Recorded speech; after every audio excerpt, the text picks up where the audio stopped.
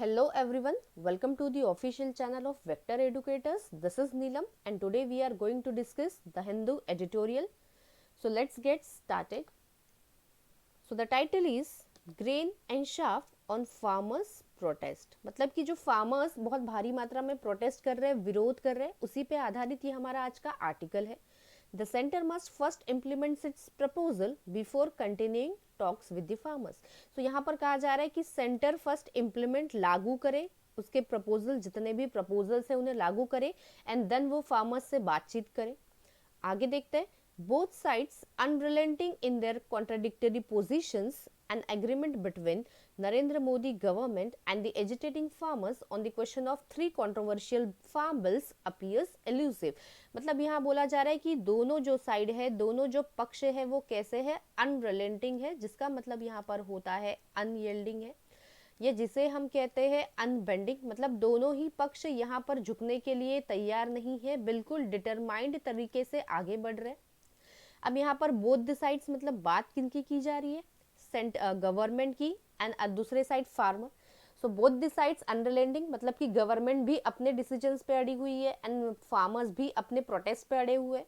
In their contradictory positions, दोनों की जो पोजिशन है ये कॉन्ट्राडिक्टरी है, मतलब कि गवर्नमेंट कुछ और कह रही है एंड फार्मर्स उसे मान नहीं रहे, उसका विरोध कर रहे हैं. सो दोनों कैसे है यहाँ पर कॉन्ट्राडिक्टरी पोजिशंस पे. An agreement between the Narendra Modi government and the agitating farmers on the question of three controversial farm bills appears elusive. So इस बात के चलते हुए कि दोनों ही जो पक्ष है वो अपनी अपनी बातों पर अड़े हुए हैं, तो इस बीच जो एग्रीमेंट है नरेंद्र मोदी गवर्नमेंट के बीच में एंड ये जो एजिटेटिंग फार्मर्स है इनके बीच में जो एग्रीमेंट बेस्ड ऑन किस पर, थ्री कंट्रोवर्शियल बिल्स पर. एंड आप सभी को पता होगा कि गवर्नमेंट ने ये कंट्रोवर्शियल बिल्स पास किए थे रिलेटेड टू फार्म. सो ये जो बिल है, ये जो एग्रीमेंट है दोनों के बीच में, दोनों पक्षों के बीच में, ये कैसा दिखाई देता है हमें, इल्यूसिव दिखाई देता है. इल्यूसिव मतलब होता है difficult to understand.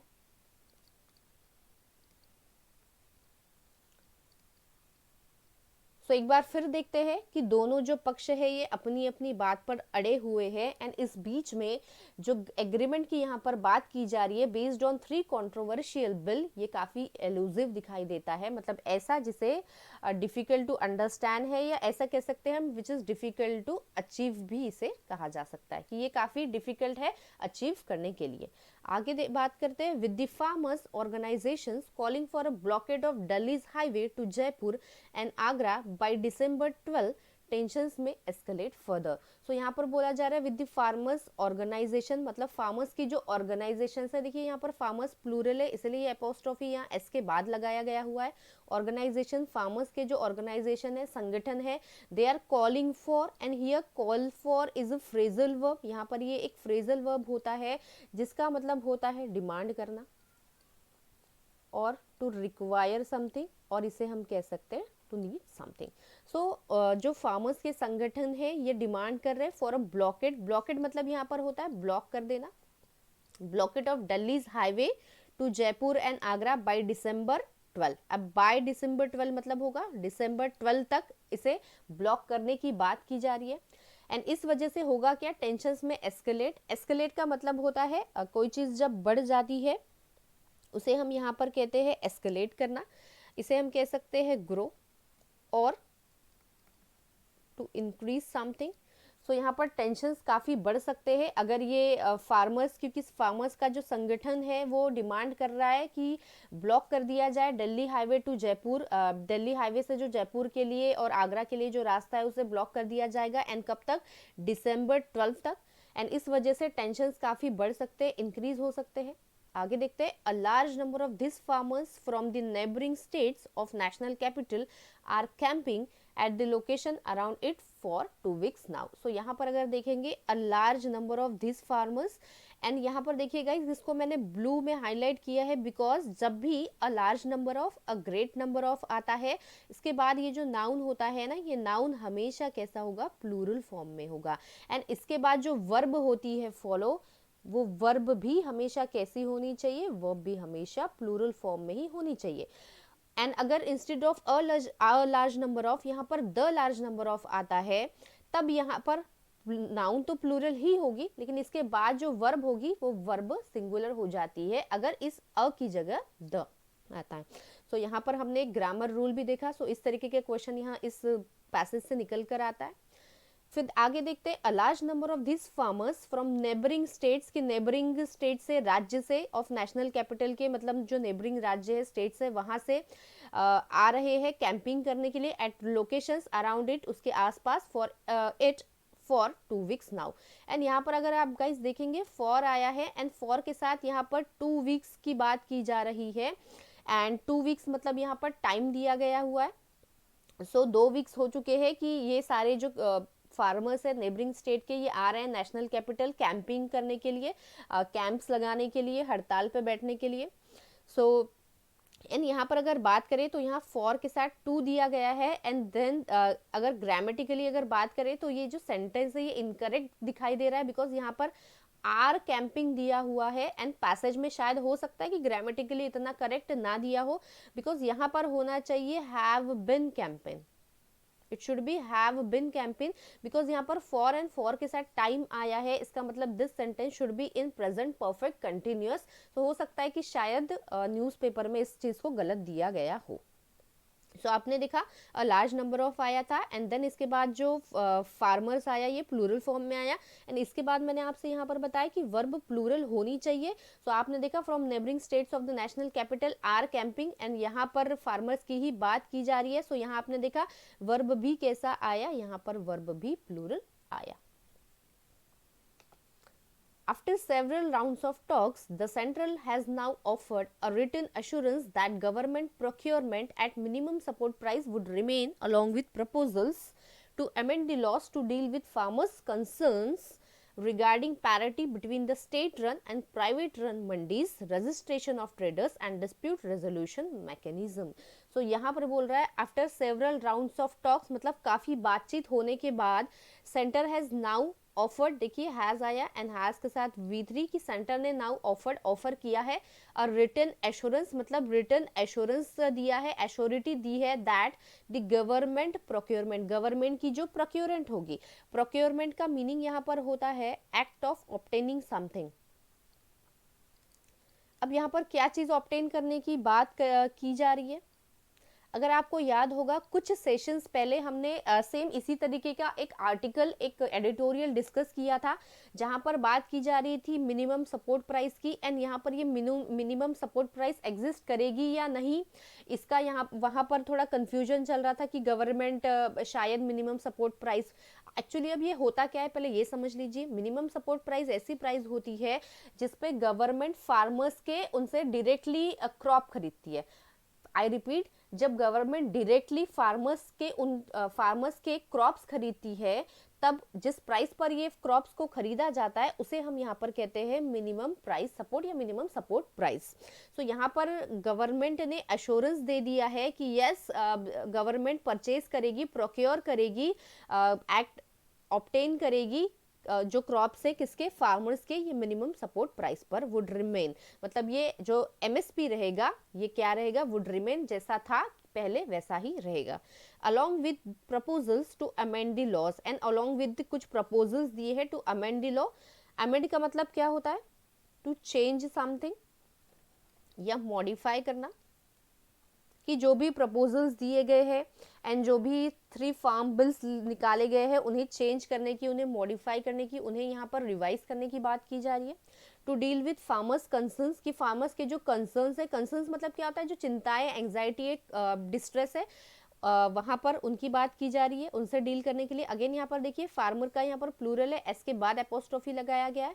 Regarding parity, and किसके बात की जा रही है, यहाँ पर फार्मर्स के कंसर्न्स को यहाँ पर क्या किया जाएगा, डील किया जाएगा, मतलब सॉल्व किया जाएगा, रिजॉल्व किया जाएगा। एंड ये जो कंसर्न्स है क्या है, रिलेटेड रिगार्डिंग पैरिटी। पैरिटी का मतलब क्या होता है, यहाँ पर पैरिटी मतलब हम कह सकते हैं सेमनेस, या हम इसे कह सकते हैं यहाँ पर इक्वालिटी, और एक बहुत अच्छा वर्ड है इसके लिए कॉन्ग्रुएंस। सो आप पैरिटी के प्लेस पर कॉन्ग्रुएंस वर्ड का भी यूज कर सकते हैं। सो ये जो फार्मर्स के कंसर्न्स है regarding parity between state run and private run mandis से रिलेटेड जो जो फार्मर्स के कंसर्न है इन्हें भी डील किया जाएगा, रिजॉल्व किया जाएगा। Registration of traders and dispute resolution mechanism, कि ये जो डिस्प्यूट, जो भी कॉन्फ्लिक्ट डिस्प्यूट, जो भी मतभेद चल रहा है उसे भी यहाँ पर रिजॉल्व किया जाएगा। These assurances are in response to the concerns being raised by the farmers, but they find them inadequate and half-hearted.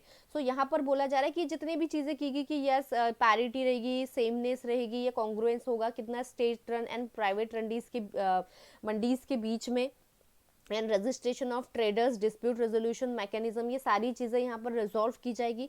सो ये जो एश्योरेंसेस दिए गए हैं ये क्या है, in response to the concerns, की जो ये सारे रेस्पॉन्स में दिए गए हैं टू दी कंसर्न्स, मतलब कि फार्मर्स जो थे वो काफ़ी कंसर्न से, काफ़ी डिस्ट्रेस्ड थे, काफ़ी चिंता में थे, एंग्जाइटी में थे।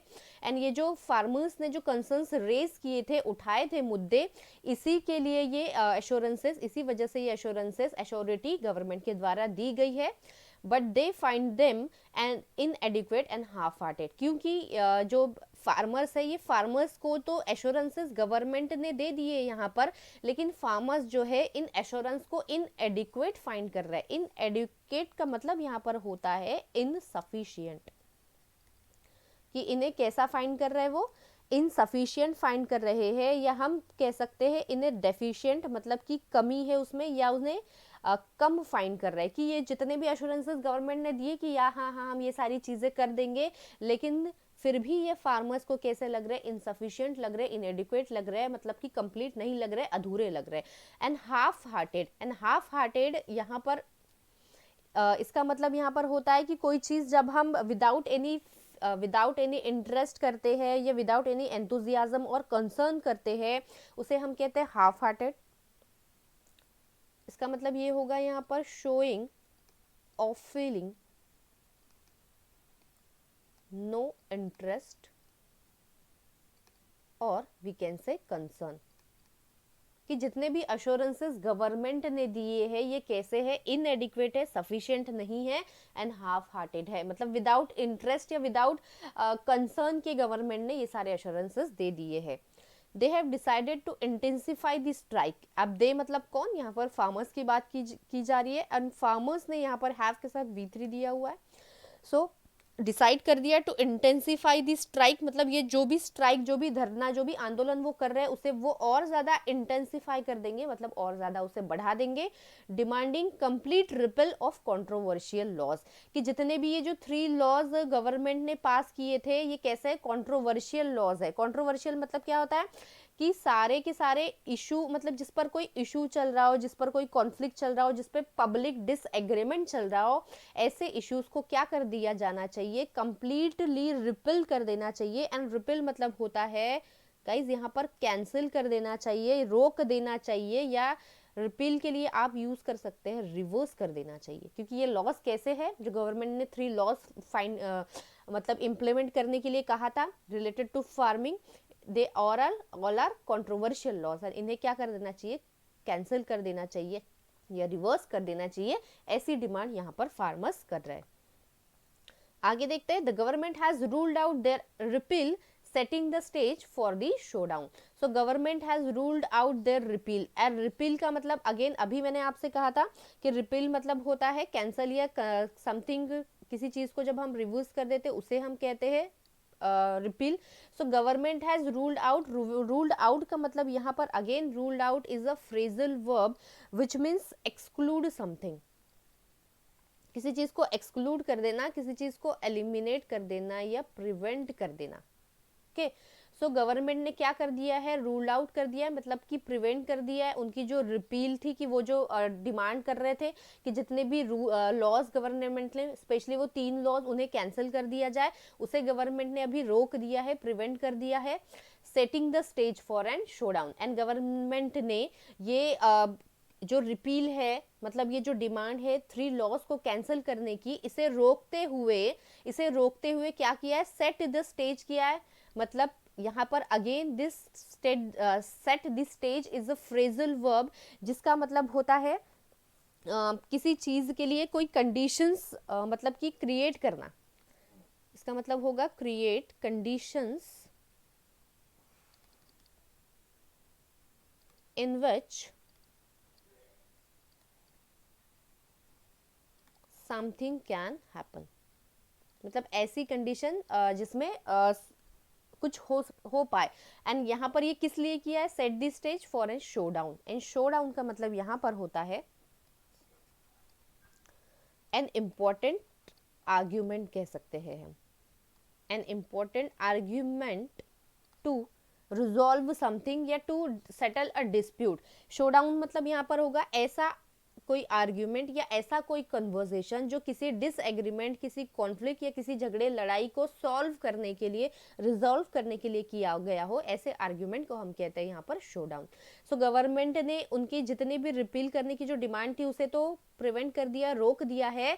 एंड उन्होंने किया क्या है, एक स्टेज सेट किया है, मतलब कि ऐसी कंडीशंस क्रिएट की है शो डाउन के लिए। शो डाउन के लिए मतलब उनसे बातचीत करने के लिए, जो भी आर्ग्यूमेंट है उसे रिजॉल्व करने के लिए। आगे देखते हैं, farmers however politically empowered they might be in some parts of the country are at the mercy of the market forces and government policy all the time. यहाँ पर बोला जा रहा है कि गवर्नमेंट हाउसएवर का मतलब यहाँ पर होता है कि वॉट एवर एक्सटेंट, कितना भी वो पॉलिटिकली एम्पावर्ड हो जाए फार्मर्स, एंड किसी भी कंट्री के किसी भी पार्ट में वो रहे, लेकिन वो हमेशा market forces and government policy के अंडर ही रहेंगे। मतलब इन चीज़ों से उन्हें हमेशा कह सकते हैं दे आर एट मर्सी, मतलब कि हमेशा इन चीज़ों से उन पर इम्पैक्ट पड़ेगा, असर पड़ेगा, मतलब बुरा असर होगा, एंड ये हमेशा इन फोर्सेस के अंदर ही रहेंगे। The center appears willing to brazen it out in the face of stiff opposition from people most affected by the laws। and यहाँ पर बोला जा रहा है the center appears willing दिखाई दे रहा है, काफ़ी मतलब कि इच्छुक दिखाई दे रहा है to brazen it out। and again brazen it out is an idiom जिसका मतलब होता है to continue something in a confident way, कि कॉन्फिडेंटली, इसका मीनिंग मैंने एंड में दे दिया है। सो ब्रेजन इट आउट का मतलब होता है to continue something in an confident way without showing shame और एम्बेरसमेंट। बिना किसी शर्म या एम्बेरसमेंट को दिखाते हुए अगर हम किसी चीज़ को कंटिन्यू करते हैं, इसे हम कहते हैं brazen it out, and this is an idiom guys. So centre appears willing, काफ़ी विलिंग दिखाई दे रही है to brazen it out, continue करना in the face of stiff opposition. Stiff opposition मतलब यहाँ पर काफ़ी स्ट्रॉन्ग अपोजिशन के बावजूद भी सेंटर जो है ये आगे बढ़ने के लिए तैयार है from the people most affected by the laws. So ये जो अपोजिशंस, एंड अपोजिशन कहाँ से आ रहा है, ऐसे लोग जो काफ़ी अफेक्टेड है इस लॉ से, उनके द्वारा जो अपोजिशन आ रहा है, इस अपोजिशन के बावजूद भी सेंटर जो है ये काफ़ी आगे बढ़ने के लिए, फास्ट आगे बढ़ने के लिए तैयार है। In this battle of unequals, and ये जो बैटल है, ये जो लड़ाई है अनइक्वल्स की, the government should look at just settlement, and government ने सिर्फ और सिर्फ सेटलमेंट पर ध्यान देना चाहिए and not on political compromise. The underlying premise of the center that the farmers will be better off in an open market needs to be qualified। So यहाँ पर बोला जा रहा है कि जो अंडरमाइन प्रीमाइज है ऑफ द सेंटर, कि सेंटर ने जो कहा है कि जो फार्मर्स होंगे and farmers will be better of, better of again is a phrasal verb, जिसका मतलब होता है कि जब कोई कंडीशन, मतलब यहाँ पर बिकम बेटर, ऐसी कोई कंडीशन जो फ्यूचर में जाकर अच्छी हो जाए, उसे हम कहते हैं बेटर ऑफ। सो सेंटर का ऐसा कहना है कि फार्मर्स फ्यूचर में जाकर उनकी जो कंडीशन है ये अच्छी हो जाएगी ओपन मार्केट में, एंड ये जो बात की जा रही है इसे क्वालिफाई करने की ज़रूरत है, मतलब इसे प्रूव करने की यहाँ पर ज़रूरत है। No country serious about food security can live farming and market of produce entirely to market forces। and ऐसी कोई भी कंट्री जो सीरियस है फूड सिक्योरिटी से रिलेटेड, अगर वो कंट्री फूड सिक्योरिटी से रिलेटेड काफ़ी सीरियस है, तो वो कभी भी farming and market of produce, मतलब कि वो फार्मिंग को, खेती को, एंड जो प्रोड्यूस है उसे एंटायरली मार्केट फोर्सेस पर छोड़ नहीं सकती। मतलब उन्हें इस चीज़ के बारे में सोचना चाहिए। Even the most free market countries and the WTO acknowledge this, and बहुत सारे जो फ्री मार्केट्स है, फ्री मार्केट जो कंट्रीज है, एंड WTO इस चीज बात को एक्नॉलेज करता है। India's agriculture marketing and its crop pattern both undoubtedly require reforms. And यहाँ बोला जा रहा है कि इंडिया का जो एग्रीकल्चर मार्केट है एंड जो क्रॉप पैटर्न है अनडाउटेडली मतलब बिना किसी डाउट के इन्हें रिफॉर्म की ज़रूरत है. एंड रिफॉर्म मतलब यहाँ पर क्या होता है, चेंजेस की यहाँ पर ज़रूरत है, उसे चेंज करने की यहाँ पर ज़रूरत है. So and reforms do trigger resistance. And अगर रिफॉर्म की अगर ज़रूरत होगी एंड रिफॉर्म की वजह से क्या होगा, जो रेजिस्टेंस है रेजिस्टेंस ट्रिगर हो जाएगा. रेजिस्टेंस मतलब क्या होता है कि गवर्नमेंट अपनी ही चीज़ पर अड़ी हुई है, लेकिन जब रिफॉर्म करेंगे तो ये जो रेजिस्टेंस है इसे क्या मिल जाएगा, ट्रिगर मिल जाएगा. मतलब ये ट्रिगर क्या होगा, एक्टिवेट हो जाएगी ये सारी चीज़ें. The way forward is not by questioning democracy itself, as senior government officials and functionaries of the ruling BJP have been doing. So the way forward, and again the way forward is also an phrase. यहाँ पर ये भी एक phrase होता है and इसका मतलब होता है only way to succeed, कि सिर्फ ये ही एक रास्ता है succeed होने का. So the only way to succeed is not by questioning, कि ये जो मतलब जो सक्सेस मिलने का रास्ता है ये डेमोक्रेसी पर क्वेश्चन कर उठाकर नहीं मिलेगा सिर्फ. As senior government official and जो फंक्शनरीज है of ruling BJP have been doing for. मतलब यहाँ बोला क्या जा रहा है कि ये जो सीनियर गवर्नमेंट ऑफिशियल्स थे एंड जो रूलिंग बीजेपी के जो फंक्शनरीज थे, जो बड़े बड़े लोग थे, ये सिर्फ और सिर्फ क्या करते थे, क्वेश्चंस उठाते थे डेमोक्रेसी पर ये जो सक्सेस मिलने का जो रास्ता है, जो सक्सेस है, हमें सिर्फ डेमोक्रेसी पर क्वेश्चन उठा के नहीं मिलेगा. The center must be cognizant. Cognizant मतलब aware of, मतलब having knowledge of something, or we can say awareness about something. So cognizant of the fact that the farmers and the farm sector both are under its protection. ये काफ़ी under protection है, मतलब इनके पास कोई strong protection नहीं है and they cannot be free market actors. and ये free market actors नहीं हो सकते. This is they do not have enough leverage to protect their own interest in negotiating with the big corporations. तो यहाँ पर बोला जा रहा है कि इतनी उनमें स्ट्रेंथ नहीं है, या इतना इन्हें कोई लेवरेज के लिए आप स्ट्रेंथ यूज़ कर सकते हैं, आप सपोर्ट यूज़ कर सकते हैं, आप ग्रिप या होल्ड वर्ड का भी यूज़ कर सकते हैं, कि इतना सपोर्ट या इतनी स्ट्रेंथ नहीं है कि वो खुद के इंटरेस्ट को यहाँ पर प्रोटेक्ट कर पाए इन नेगोशिएट करने में बड़े बड़े कॉरपोरेशंस थे. मतलब वो इतने कैपेबल नहीं है. There is no point in replacing existing distortions in agriculture sector with reforms that do not inspire confidence among the farmers. तो यहाँ पर बोला जा रहा है कि इसमें कोई भी पॉइंट नहीं है कि ये जो रिप्लेसिंग एग्जिस्टिंग डिस्टॉर्शंस है, डिस्टॉर्शन मतलब ये जो भी यहाँ पर डिस्टॉर्शंस आ रहे हैं, जो भी कर्व आ रहे हैं, जो भी ट्विस्ट आ रही है, इन्हें क्या किया जाए, रिप्लेस किया जाए एग्रीकल्चर सेक्टर में विथ जो नए रिफॉर्म्स है उनसे, जिस वजह से फार्मर्स में कोई भी कॉन्फिडेंस नहीं आता, कोई भी इंस्पिरेशन फार्मर्स में नहीं आ रही है इस वजह से. सो इसमें ऐसा कोई ये मुद्दे की बिल्कुल पॉइंटलेस यहाँ पर बात है. As a start the centre must go ahead and fulfil all the promise it made to agitating farmers rather than use those as a negotiating position. So यहाँ पर बोला जा रहा है एज अ स्टार्ट. सो शुरुआत में, कि अच्छी शुरुआत में centre must go ahead and fulfil the promises, कि सेंटर आगे बढ़ के अपने प्रोमिसेस को, जो भी प्रोमिसेस उन्होंने किए गए थे उन्हें फुलफिल करे, जो कि उन्होंने किसे, एजिटेटिंग फार्मर्स को किए गए थे. ऐसे फार्मर जो एजिटेट कर रहे हैं, जो एंग्जाइटी है, जो कंसर्न है, जो धरने पर बैठे हुए, rather than use those as a negotiating position, कि सारे प्रोमिसेस को फुलफिल करे, रेदर देन इस बावजूद के उन्हें क्या करें, नेगोशिएट करें उनसे. It must legislate the guarantee of MSP, minimum support price की यहाँ पर बात की जा रही है, कि उन्हें guarantee they. It must legislate, and legislate का मतलब यहाँ पर क्या होता है, इनैक्ट करे, उन्हें लागू करे, किसे, MSP को, minimum support price, and re assure, फिर से एश्योर करे farmers on procurement and subsidies पर फिर से एश्योरेंस दिया जाए. So this was all about today's editorial.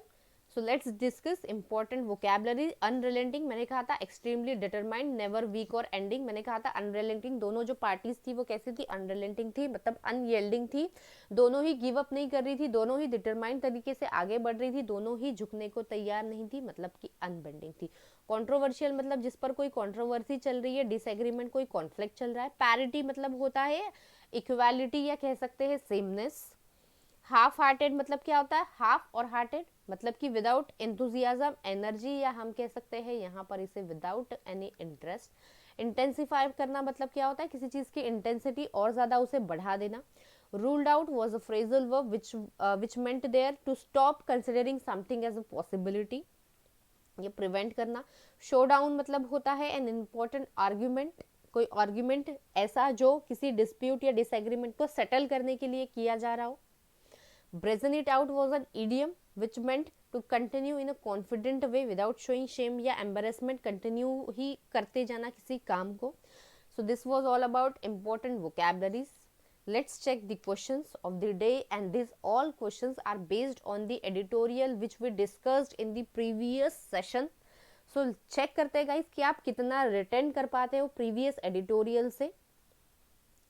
तो यहाँ पर आपको याद होगा कि हमने पार्लियामेंट से रिलेटेड सेशन यहाँ पर डिस्कस किया था लास्ट एडिटोरियल में, एंड उसी की रिवीजन हमें यहाँ करना है क्वेश्चन फॉर्म में।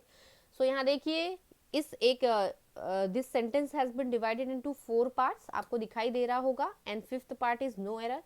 सो आपको बताना है कि इसके किस पार्ट में एरर है, and if the sentence is error free you should mark the option number 5 that is no error. तो देखिए, laying the foundation for a new parliament building for India should be a celebration occasion one that every citizen should proudly claim, ऐसा occasion जिसे proudly claim कर पाए, हर एक citizen दावा कर पाए, एज अनादर एडिफिस, कि वो अनादर एडिफिस है, बिल्डिंग है किसकी, थ्राइविंग डेमोक्रेसी की। तो यहाँ पर बता दीजिए जल्दी से कि क्या एरर होगा।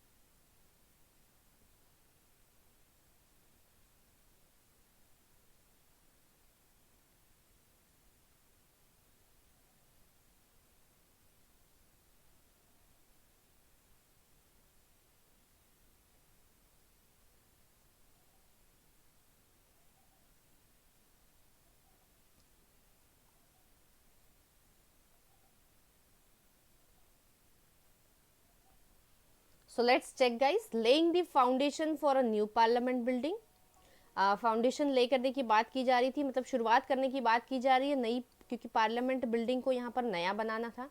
For India should be a celebration occasion, and ये जो यहाँ पर जो पार्लियामेंट बिल्डिंग को नया बनाने की बात की जा रही थी, रिवाइव करने की बात की जा रही थी, एंड ये ओकेजन कैसा होना चाहिए इंडियंस के लिए या इंडिया के लिए, सेलिब्रेशन ओकेजन। सो बात करें यहाँ पर occasion, occasion is noun and here celebration is also a noun, and कभी भी नाउन के पहले यहाँ पर नाउन फॉलो नहीं हो सकता। ये नाउन के पहले कभी भी नाउन फॉलो नहीं होता, बिकॉज नाउन के पहले हमेशा एडजेक्टिव फॉलो होता है, क्योंकि ऐसा वर्ड जो नाउन को क्वालिफाई करता है गाइस वो एडजेक्टिव होता है। तो यहाँ पर एरर है, it should not be celebration, celebration is a noun, and celebration के एडजेक्टिव की फॉर्म की बात करें तो यहाँ पर हो जाएगा सेलिब्रेटरी, ऐसा ओकेजन जो कैसा हो, सेलिब्रेटरी हो। So part 2 is erroneous here. बाकी सब सही है। One that every citizen would के बाद V1 वर्ब का फर्स्ट फॉर्म आ रहा है, as another edifice of thriving democracy. Next question देखते हैं।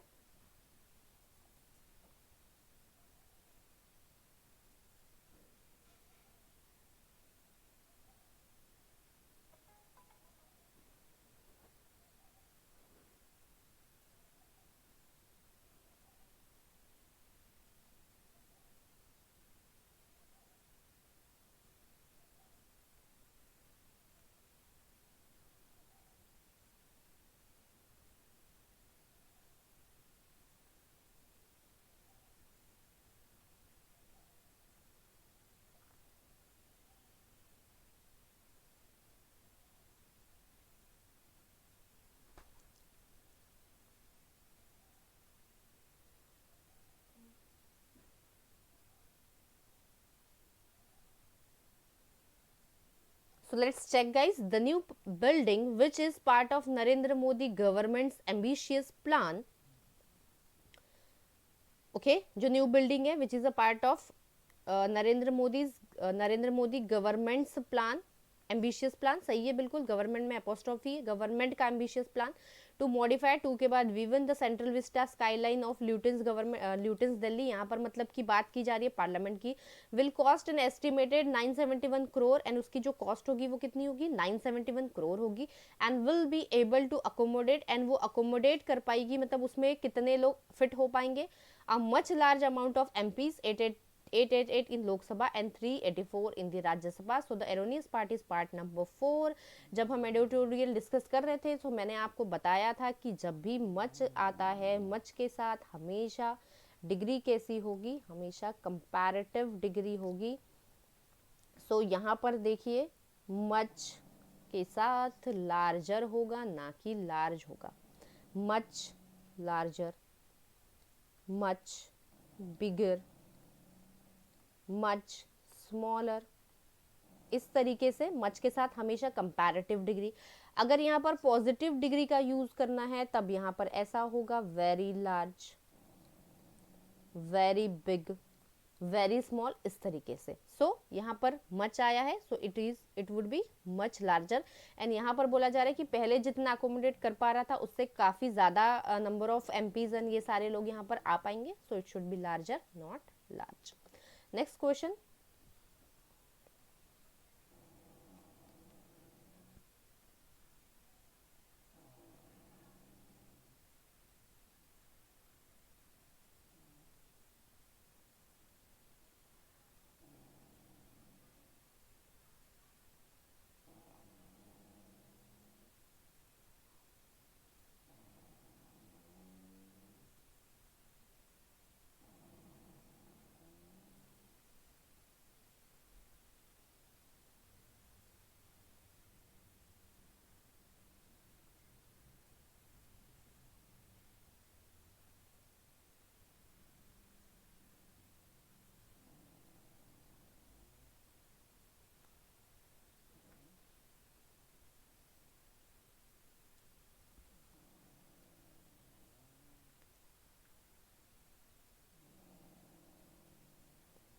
So let's check guys. An epochal project timed for completion ahead of, epochal मतलब यहाँ पर important project कह सकते हैं. So time for completion ahead of 75th anniversary of independence, जिसके लिए इसका जो time दिया गया था वो time for completion मतलब ये 75th anniversary के पहले वो complete हो जाना चाहिए था. It present a rare moment. अब यहाँ पर ये it किसके लिए, यहाँ पर ये इपोकल प्रोजेक्ट के लिए यहाँ पर इट का यूज किया जा रहा है. सो इट नहीं होगा, यहाँ पर इट प्रेजेंट्स होगा बिकॉज ये जो प्रोजेक्ट है यहाँ पर ये सिंगुलर है. So the verb should also be in singular form. So it presents a rare movement to involve citizens and build a consensus. So इस प्रोजेक्ट से रिलेटेड बात की जा रही है. सो सब्जेक्ट वर्ब एग्रीमेंट का यहाँ पर एरर है guys because subject is singular, so verb should also be in a singular form. Next question देखते हैं. So let's check. In a year of unprecedented distress, therefore, what is seen as grand may appeared grandiose to striking citizens who need every rupee to stabilize their lives. So यहाँ बोला जा रहा है ऐसा साल, ऐसा ईयर जहाँ हमने क्या देखा था अनप्रेसिडेंटेड डिस्ट्रेस, मतलब यहाँ बात की जा रही है अनप्रेसिडेंटेड मतलब ऐसी कोई चीज़ जो पहले कभी नहीं हुई हो, ऐसा कोई इंसिडेंट जो पहले कभी नहीं हुआ हो. एंड ये जो साल था ये काफ़ी डिस्ट्रेस कर रहा था. बात यहाँ पर ये कोरोना से रिलेटेड की जा रही है. तो ऐसी कोई एपिडेमिक या महामारी हमने पहले कभी नहीं देखी थी. यहाँ पर बिल्कुल सही है. इन अ ईयर के पहले हमेशा याद रखना है गाइज ये अ का यूज किया जाता है बिकॉज ये ई नहीं ईयर इससे प्रोनाउंस किया जाता है. सो ये अ आएगा. अनप्रेसिडेंटेड डिस्ट्रेस बिल्कुल सही है. ये डिस्ट्रेस यहाँ पर नाउन है. सो ये यहाँ पर ये एडजेक्टिव का काम करेगा. एंड एडजेक्टिव मतलब यहाँ हम इसे कहेंगे past participle. So therefore what is seen as grand, जो ग्रैंड दिखाई दे रहा है काफी बड़ा आलिशान दिखाई दे रहा है. मे अपीयर्ड ग्रैंडियोज, एंड ग्रैंडियोज मतलब होता है बनावटी, इसे कह सकते हैं. यहाँ पर जो इसका मीनिंग है ग्रैंडियोज के वैसे तो काफ़ी मीनिंग्स होते हैं लेकिन यहाँ पर बोला जा रहा है कि जो इतना आलिशान दिखाई दे रहा है लेकिन कुछ लोगों को वो ग्रैंडियोज किसे, स्ट्राइकिंग सिटीजन, ऐसे सिटीजन जो क्या है अफेक्टेड है इस महामारी से. अब यहाँ पर बात करें एरर जो है ये थर्ड पार्ट में ही है, बिकॉज मे एक मॉडल वर्ब है एंड मॉडल वर्ब के बाद हमेशा वर्ब की फर्स्ट फॉर्म आती है, मतलब कि प्रेजेंट फॉर्म में। मे, माइट, मस्ट, शुड, वुड, ये जितने भी मॉडल वर्ब से कुड, विल, शैल, सभी के बाद डायरेक्टली अगर कोई वर्ब फॉर्म आता है तो वर्ब का फर्स्ट फॉर्म होता है, मतलब कि present tense. So it should be appear, not appeared here. Strike 10 citizens who need every rupee to stabilize their lives. Next question.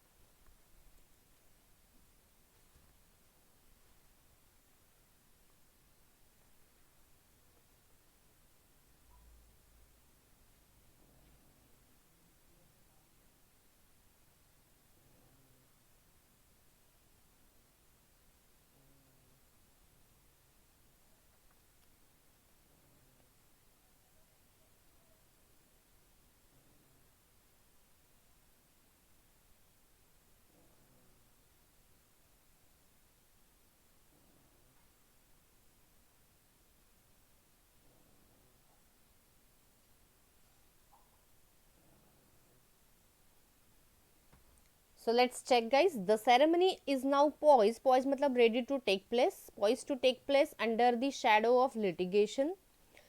Okay सही है, यहाँ पर कोई एरर नहीं है। With supreme court allowing, yes of course यहाँ पर error होगा। एंड क्या एरर होगा, आई होप सभी को मिल चुका होगा यहाँ पर एरर, बिकॉज सुप्रीम कोर्ट के पहले द फॉलो होता है। एंड जब हम एडिटोरियल डिस्कस कर रहे थे वहाँ भी मैंने आपको बताया था कि सुप्रीम कोर्ट के पहले हमेशा द आएगा, सो द सुप्रीम कोर्ट होना चाहिए। So second part is erroneous guys.